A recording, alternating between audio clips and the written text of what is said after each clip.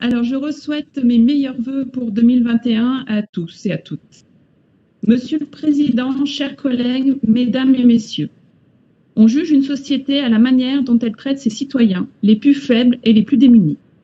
Cette phrase de Jimmy Carter reflète le travail de la métropole depuis 2015 pour le soutien et l'accompagnement des personnes âgées et celles qui se trouvent en situation de handicap. Nous soutenons collectivement la liberté de choisir de rester à domicile le plus longtemps possible en bénéficiant d'une prise en charge de qualité. Les services d'aide d'accompagnement à domicile jouent un rôle décisif en la matière. Mais plus globalement, cette orientation collective devrait nous amener à penser ce maintien à domicile non seulement à l'échelle de l'appartement ou de la maison, mais à l'échelle du village ou du quartier. Nous devons adapter au grand âge et à la dépendance nos espaces de vie, nos rues et nos places, nos services publics, pour qu'ils permettent de bien vieillir chez soi. Le projet de délibération qui nous est soumis aujourd'hui intervient dans un contexte particulier, où le Covid, les SAAD ont été touchés de plein fouet, notamment par le refus de certains bénéficiaires d'être exposés au virus par les intervenants à leur domicile. Ils ont également eu une fonction décisive afin de maintenir un minimum de lien social avec les personnes en fragilité. Nous retenons deux éléments principaux dans le projet de délibération très dense qui nous est soumis.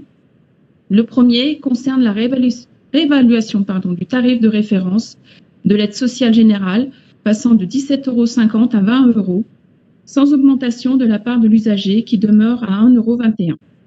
Cela va dans le bon sens pour mettre en cohérence le tarif de la prestation et le coût réel pour les SAAD, sans peser cette hausse sur les publics destinataires déjà fragiles. Le second concerne l'augmentation du taux directeur d'évolution des tarifs des 13 SAAD sous contrat pluriannuel d'objectifs et de moyens, le CPOM, avec la métropole, pour la prise en charge de publics spécifiques, à savoir les personnes les plus vulnérables et à faible revenu. C'est aussi un signal fort de soutien dans le contexte de crise actuelle. Malheureusement, tout n'est pas rose pour ces structures, avec de grandes difficultés de recrutement, de formation et de fidélisation de son personnel. Pouvez-vous nous préciser, Monsieur le Président, quelle est l'action de la métropole de Lyon pour accompagner les SAAD sur ces enjeux? Vous l'avez compris, le groupe Synergie Métropole votera favorablement sur ce rapport. Nous considérons que le soutien aux SAAD est essentiel, plus particulièrement dans la période que nous traversons.